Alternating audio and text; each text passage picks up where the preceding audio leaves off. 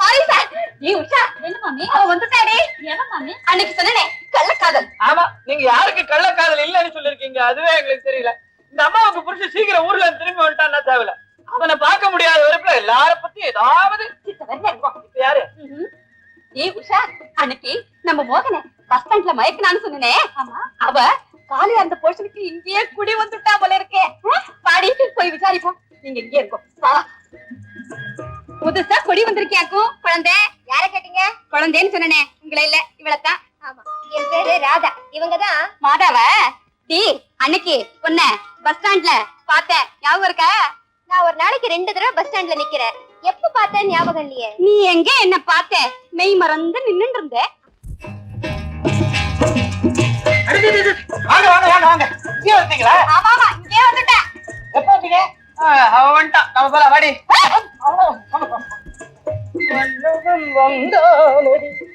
பேச போறாளா? பேசுங்க பேசுங்க. நீங்க போலியா? நான் போனாதான் பேசுறா. அன்னைக்கு நான் சொன்னேன், நீங்க எல்லாம் நம்பவே மாட்டேனே. பாத்தீங்களா? நேர்லயே பாருங்க. காதலிலே இதுவே ஜாலிதான். அப்பன் டைப் அடிக்கிறான், பையன் சைட் அடிக்கிறான்.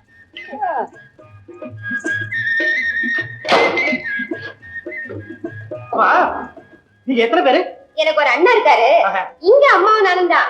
அண்ணனுக்கு நாகர்கோயில் பக்கத்துல வேலை. அப்படியா? அவர் அங்கேயே இருக்கட்டும். நீங்க 2 பேர்னா இந்த வீடு தாராளம். இதுக்கு முன்னாடி இந்த வீட்டுல 6 குழந்தைங்க, பெரிய குடும்பம். ஒரு முழுசு பாக்கியா இருந்ததுன்னா பாருங்க. அதுல ஒரு குழந்தை பேரு ராஜு இல்ல? ஆமா, கடைக்குட்டி படுசுட்டி. என்கிட்ட ரொம்ப பிரியம். சின்ன குழந்தையா இருந்தாலும் உங்களை பத்தி நல்லா புரிஞ்ச மாமா ஒத்தந்தான் இல்ல? என் கூடவே தான் இருப்பான். உங்களுக்கு எப்படி தெரியும்? அதோ அந்த சோத்துல உங்களை பத்தி சர்டிபிகேட் எழுதி வச்சிருக்கானே.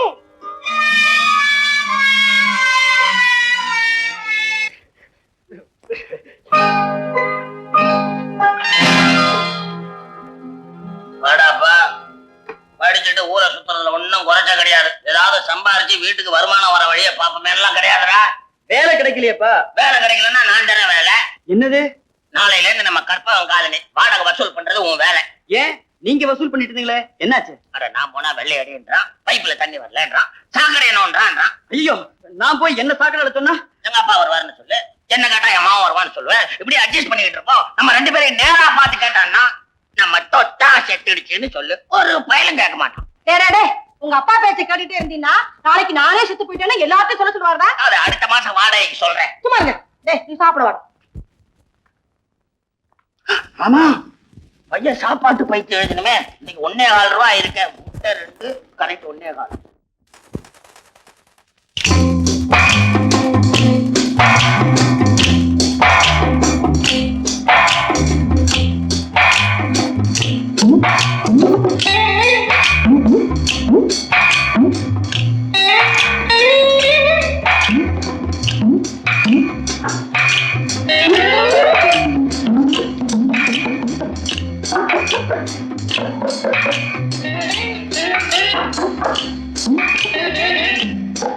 எங்க என்னங்க? என்னம்மா இது? எங்க அண்ணன் உங்ககிட்ட குடிக்க சொன்னாரு. ஓ அப்படியா? தேங்க்ஸ்.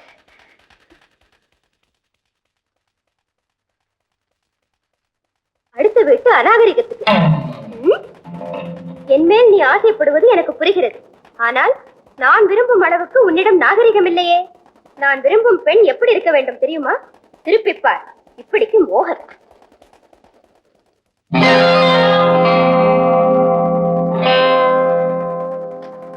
அண்ணா அண்ணா, பக்கத்து வீட்டு ராதா இல்ல? 2 மட்டும் குடுக்குனாங்க.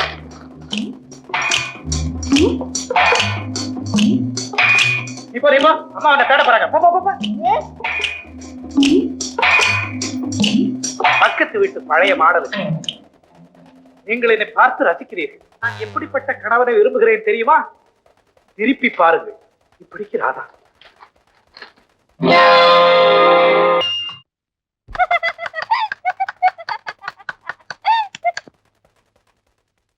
ஐயா, நல்லா ஏமாந்தீங்களா? உங்க 2 குட்டி கொடுத்ததே நான் தான்.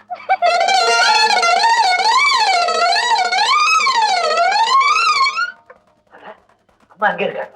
சமையல் ரூம்ல இருக்காங்க. கோயிலுக்கு போறேன்னு சொல்லிட்டு வா, நாம பீச்சுக்கு போலாம். பீச்சுக்கு தான் நேத்து போனவன். அப்போ ஏதாவது ஒரு பார்க்குக்கு போய் பேசிக்கிட்டு இருக்கலாம். பார்க்குக்கு தான் முந்தா நாள் போனவன்.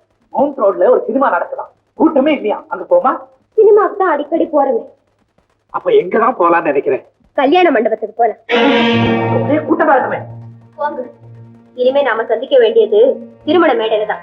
சீக்கிரமா இந்த விஷயத்தை உங்க அம்மா கிட்ட சொல்லி ஏற்பாடு பண்ண சொல்லுங்க. சரி, நான் எப்படி சொல்றதுன்னு புரியாம தவிக்கிறேன். நானும் அப்படித்தான்.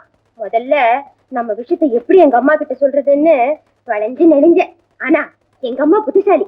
என் பாவனையில இருந்து எனக்கு என்ன வியாதின்னு புரிஞ்சுக்கிட்டாங்க. அதே மாதிரி உங்க அம்மா புரிஞ்சுக்க மாட்டேங்கிறாங்களே. சுத்த மக்கா இருக்காங்களா? இப்படியெல்லாம் ஒண்ணு இல்ல. முதல்ல புரியாது, புரிஞ்சு வச்சுதான் விடமாட்டாங்க. ஆமா, அடிக்கடி இந்த ஜன்னல் வழியா எட்டி பாத்துக்கிட்டே இருக்கீங்களே. விஷயம் என்னதான் உங்க அம்மா புரிய வேண்டாமா? சரியான அசடா இருப்பாங்க போல் இருக்கு. அன்னைக்கு நான் குளிச்சுட்டு இருக்கும் போது என் துணிமணி எல்லாம் எடுத்துக்கிட்டு ரொம்ப பண்ணீங்களே. உங்க கையில என் புடவைய பார்த்தும் கூட உங்க அம்மாவுக்கு புரியலன்னா என்னதான் பண்றது? இத பாருங்க, இப்படியே இருந்துகிட்டு இருந்தா முடியாது.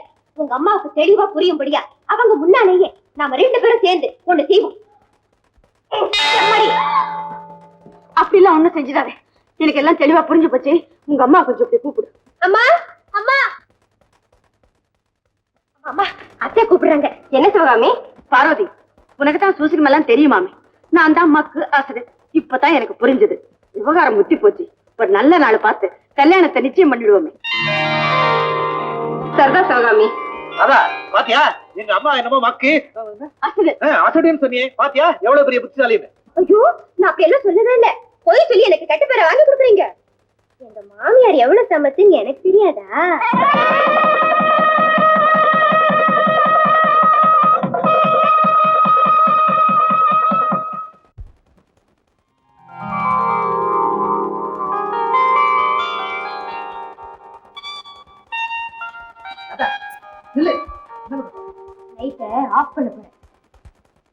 இனிமே இந்த வீட்டுல ஒரு சௌரியம். என்ன?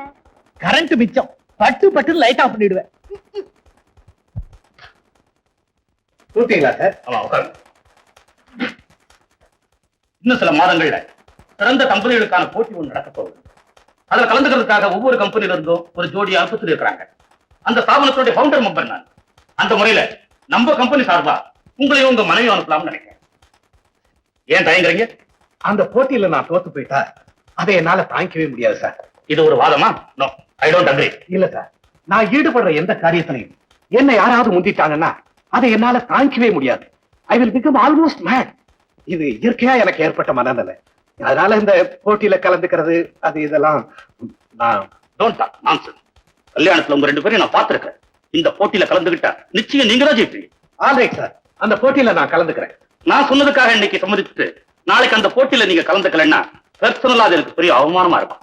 அப்படியெல்லாம் ஒண்ணும் வராது சார், நான் வரேன். ஓகே. சிறையிலிருந்து ஒரு கைதி தப்பி ஓடிவிட்டான். வீட்டில் ஆண்கள் இல்லாத நேரத்தில் வாடகை வசூல் செய்யும் சாக்கில் இவன் திருட வருவான். மிடுக்காக உடை அணிந்து வரும் இந்த திருடன் தலை வழுக்கை. அதை மறைக்க டோப்பா முடி அணிந்திருப்பான். இவனது இடது காது ரப்பர் காது. இவன் பேண்ட் பாக்கெட்டில் ஒரு பிச்சுவா கத்தி வைத்திருப்பான். இவனை அடையாளம் கண்டு கொண்டவர்கள் உடனே அருகில் உள்ள போலீஸ் நிலையத்திற்கு தகவல் தெரிவிக்கும். ஹலோ, வீட்டுல யாரு? ஏன் இங்க யாரு? நான் வீட்டு வாடகை வசூல் பண்ண வந்திருக்கேன். வீட்டில் ஆண்கள் இல்லாத நேரத்தில் வாடகை வசூல் செய்யும் சாக்கில் இவன் திருட வருவான். வாடகை வசூல் வந்துட்டீங்களா? வாங்க வாங்க வாங்க. உட்காருங்க. அப்பா வெளியே போயிட்டாரு, வந்துருவாரு. இப்பதான் பேப்பர்ல பார்த்தேன். பேப்பர்ல பாத்தீங்களா? அம்மா ஒண்ணு இல்ல. மிடுக்காக உடை அணிந்திருக்கும் இந்த திருடனின் தலை வழுக்கை. அதை மறைக்க சோப்பா முடி அணிந்திருப்பான். என்னது? வந்து பூச்சி. பூச்சியா? போயிடுச்சு. போயிடுச்சா?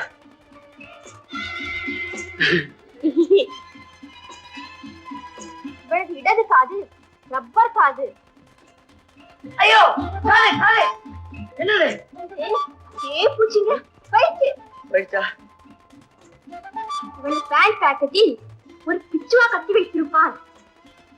சார், எழுந்திருங்க. ஏன்? எழுந்திருங்க. ஐயோ, என்னங்க?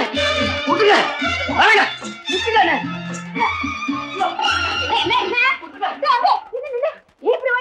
வாடகை வாங்க வந்தேன். இந்த பொண்ணு என் பாக்கெட்ல கை விடுற மாமி. பாக்கெட்ல கை விட்டாளா? டீ, அப்படி அப்படிலாம் பண்ணலாமா? எட்டு மலர் நோட்டுக்கு பழக்கம். மாமி பேப்பர்ல ஒரு திருடனை பத்தி அடையாளம் போட்டிருந்தது. அதே மாதிரி இவர் வந்தாரு. அதான் சோதிச்சு பார்த்தேன். ஐயே நீ அத்தடே, இவன் இந்த கற்பகங்காரணி முதலாளியோட ஒரே புள்ள. மூஞ்ச பாரு, திருட மாதிரியா இருக்கு. என்ன மன்னிச்சிருங்க.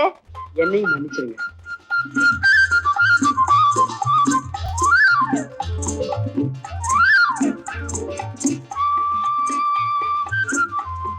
ஏண்டாப்பா நீ திருத்த வேண்டியதானே? வந்துடுத்து நான் அப்பவே நினைச்சேன், அம்பி இந்த காலனிக்குள்ள